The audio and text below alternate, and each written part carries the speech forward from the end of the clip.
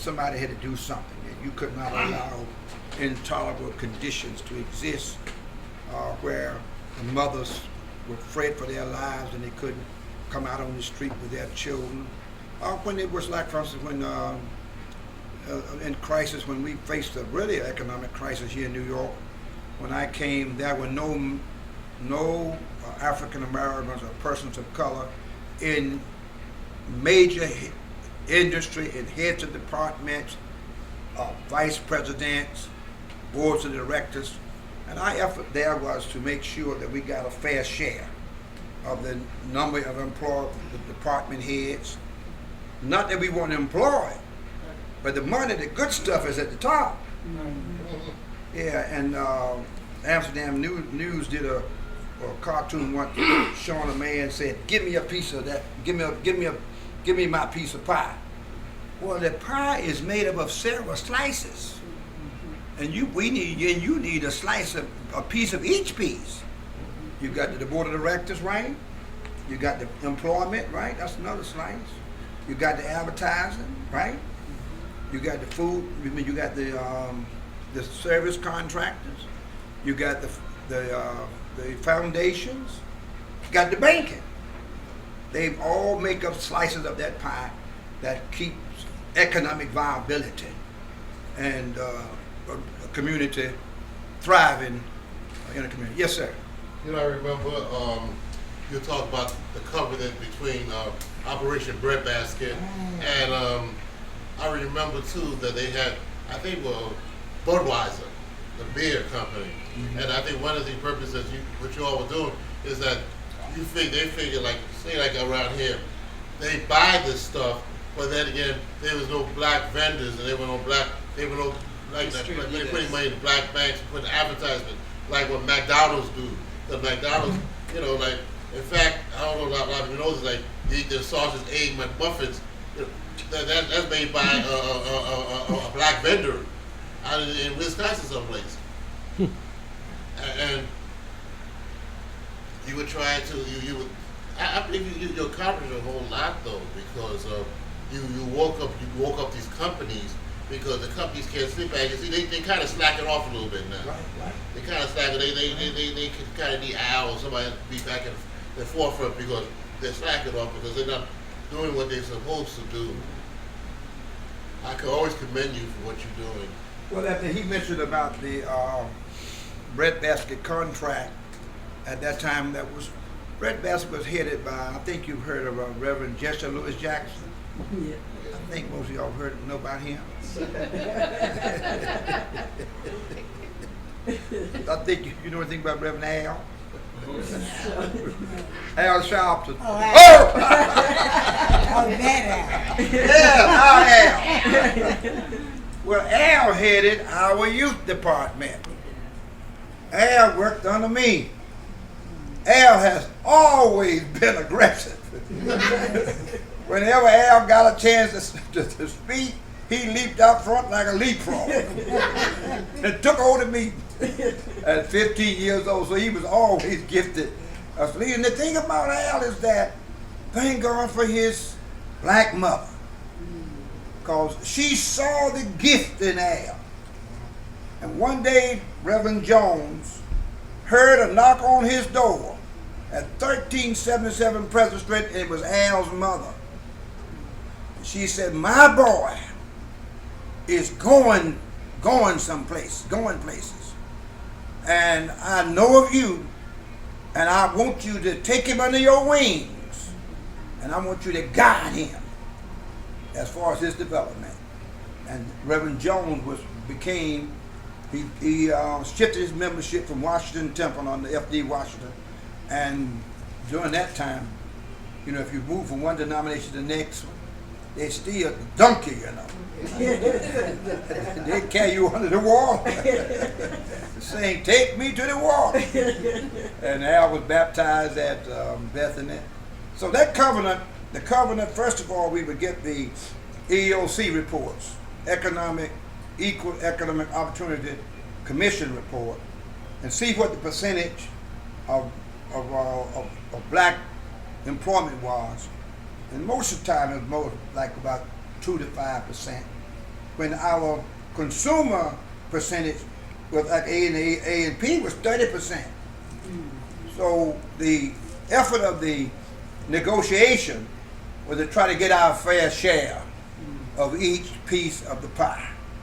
Because A&P was a $5.7 billion corporation and put not one dime into black colleges or black colleges.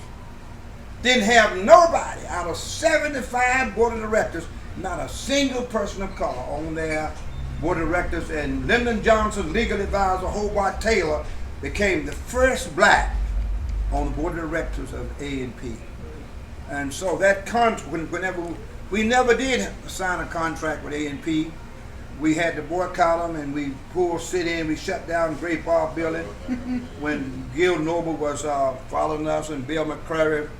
They were newscasters, and we took wave after wave after wave, trying to get them to sit down and negotiate. Matter of fact, Hunter and Hartford, who was an heir to A&P, supported our efforts.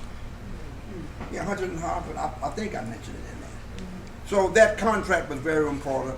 And what we would do after we would get to the negotiating table, they would pledge fair economic practices, and we would visit them maybe 3 months later to make sure they lived up to it. And most of them lived up to it, but as you say, we've drifted way back from where we used to be. Yes, sir. But, yes, sir.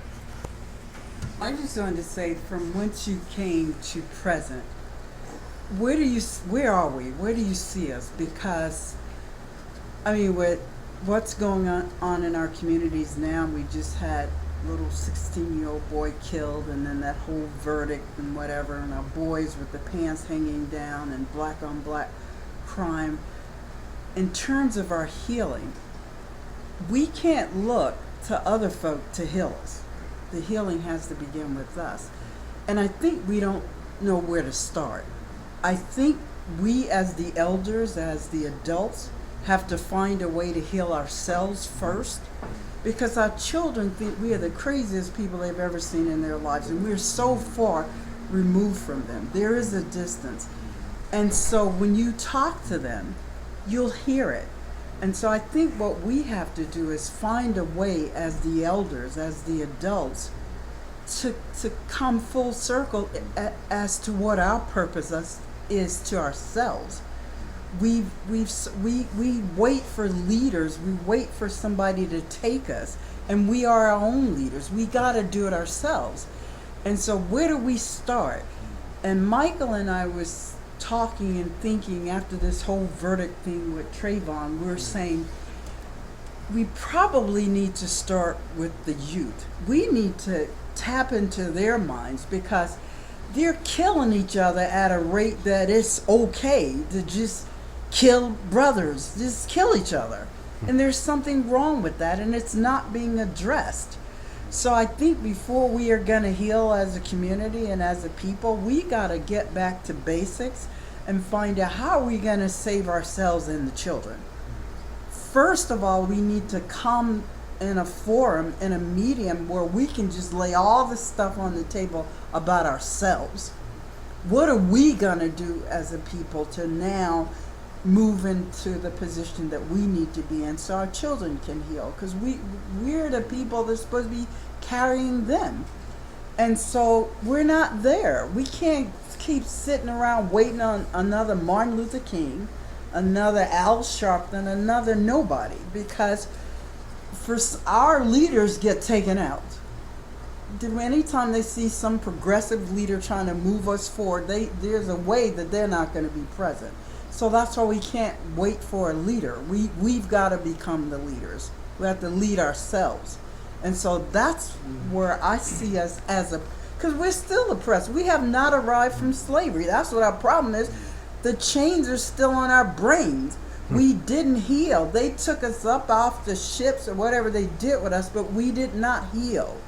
So many of us don't love ourselves. You can tell with the young girls and the way they dress and the boys with the pants hanging off. We got to find a way for us to love us, to show them how to love themselves. So where do we start? You know, we're at the point with your book where you've come from the civil rights era and then we're here now.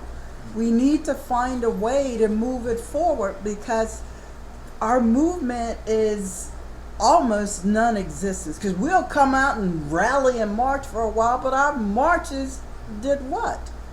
It's almost like when we were segregated and then we went into integration, what did we do? I mean, did that solve anything? Because we were almost better off at segregation because at least we were a proud people. We had our own everything, our own whatever. And then once we integrated, we simulated and became something other than what we are. We lost that pride. And I think that's what's separating us with our children. We got to find a way as the elders to get it back. And I don't see us doing that. I don't see us doing very much of anything. Yeah, we marched, they were on 125th and they went down to the thing, but so, and then our little efforts die off after about a minute. They're going to forget all about this and we're going to be done. We got to find a way to not be done with ourselves. We got to take away all these things. We're so caught up on things. What kind of house and the car and this and that.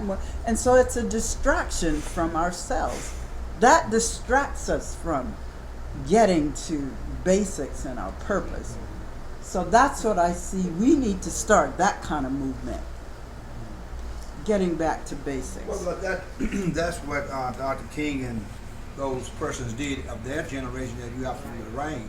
Because I think he was 25 years old when he became pastor of Dexter Avenue Baptist Church. And from there, naturally emerged into the Montgomery bus boycott at 27, which means at that time the question was, could you trust anybody over 30? And we said no, because they were part of the establishment, not part of the status quo. And you're correct, I do not see that kind of discussion going on around the country. Because what he did, they were all young pastors. He did the most foolish thing and one of the most ridiculous any black preacher or pastor could do. And that is, he gave up his church. He resigned from Dexter Avenue Baptist Church, which was a very historic church. And he got other young pastors like E.K. Steele of Tallahassee. Steele was maybe no more than about 30, if that. Abernathy was about the same age, out of Montgomery. C.T. Vivian was in his late 20s. Fred Shuttlesworth of Birmingham, Alabama. Fred was young. So it was a youth movement.